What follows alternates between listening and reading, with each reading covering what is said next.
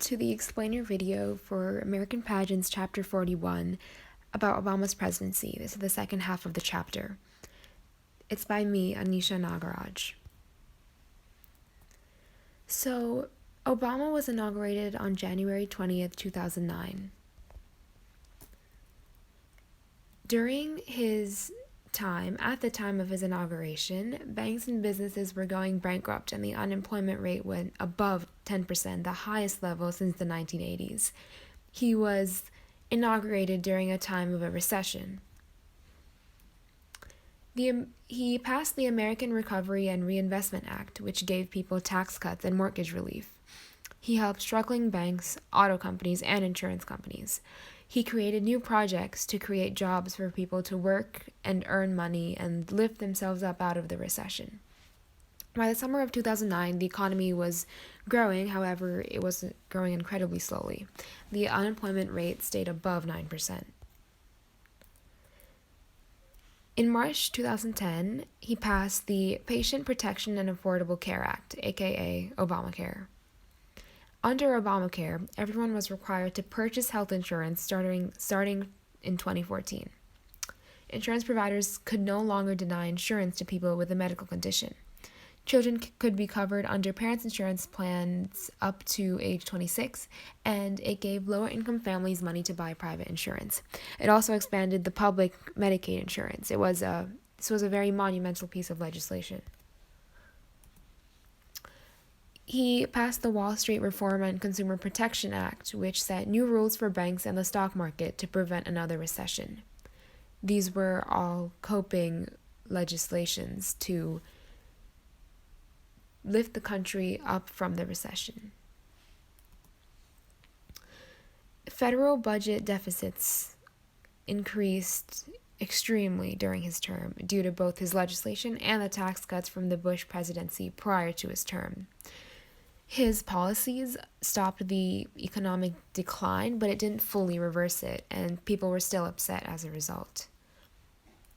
It gave rise to the Tea Party, which was an ultra-conservative grassroots group that criticized Obama and accused him of being a socialist.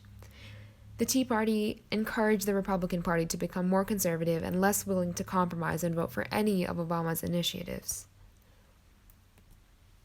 The recession continued and the Democratic Party continued declining, especially in the midterm elections of 2010 when the Republicans gained a majority in the House.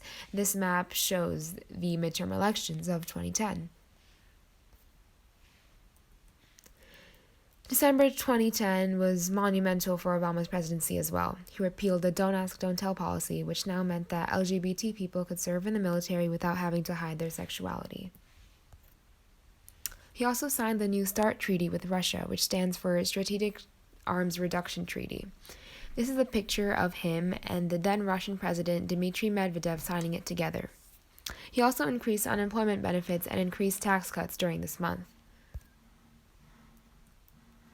In 2011, the federal debt was approaching the limit of $14.3 trillion, but John Boehner, the Republican Speaker of the House, said that the Republicans would not agree to raise the limit unless Obama agreed to implement legislation to decrease the federal deficit long term.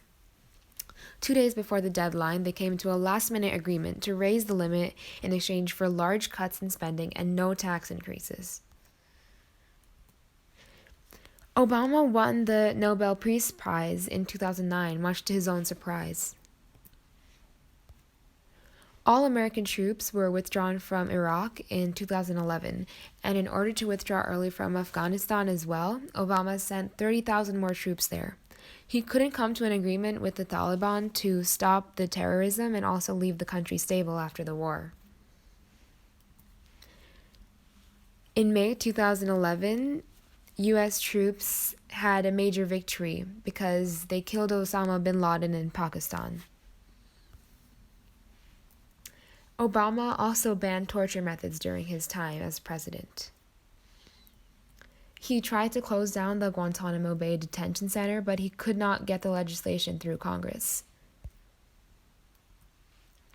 The slow recovery from the recession really frustrated the population. And towards the end of the 20th century, there was growing economic inequality.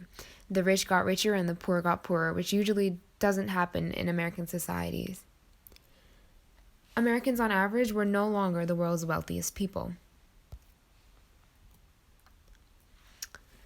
In the fall of 2011, there was the Occupy Wall Street, where people camped on Wall Street, New York's financial district, to protest the economic inequality. Their slogan was, "We are the 99%.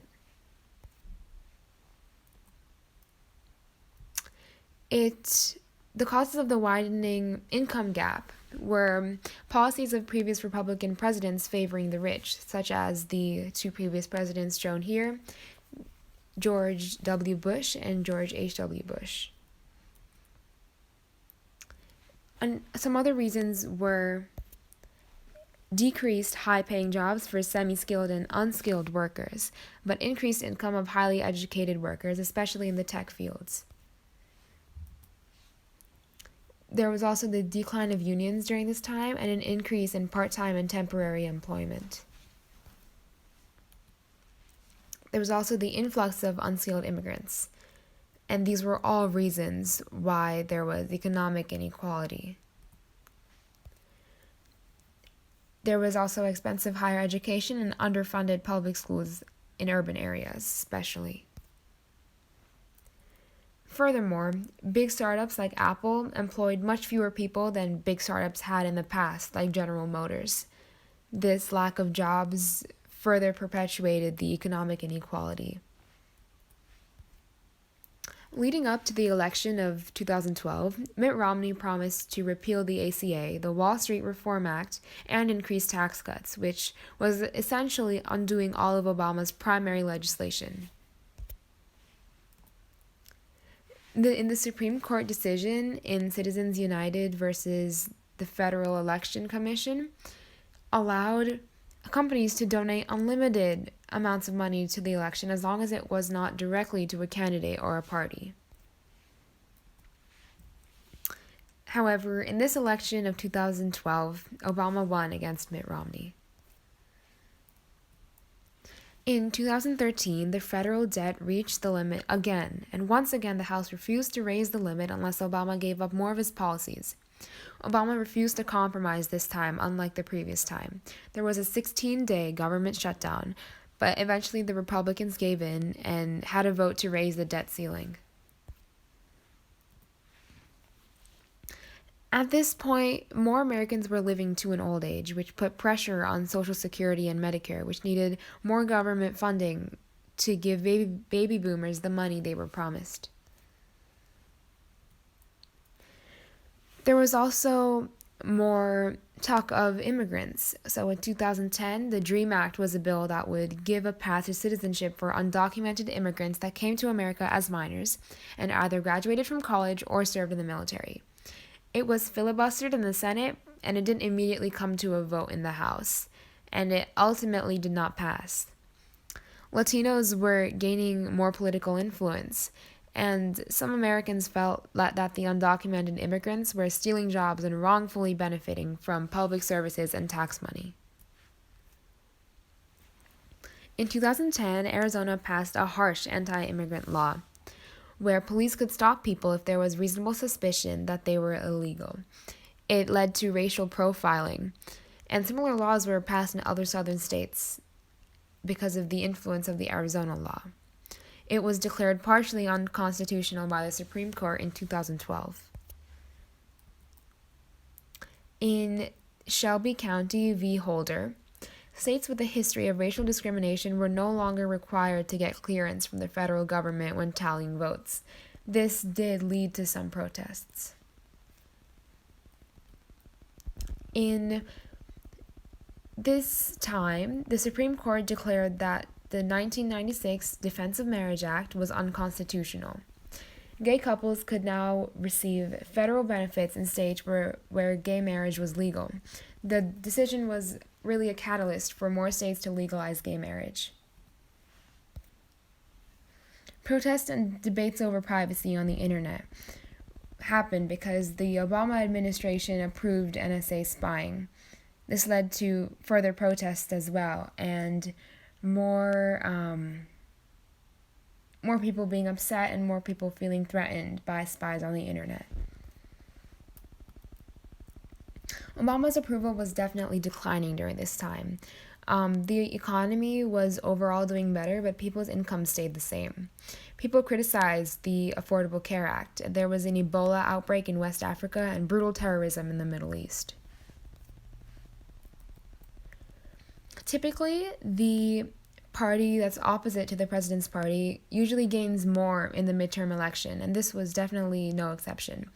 In the midterm elections of 2014, the Republicans gained a majority in the Senate and improved their majority in the House, as shown in the map here.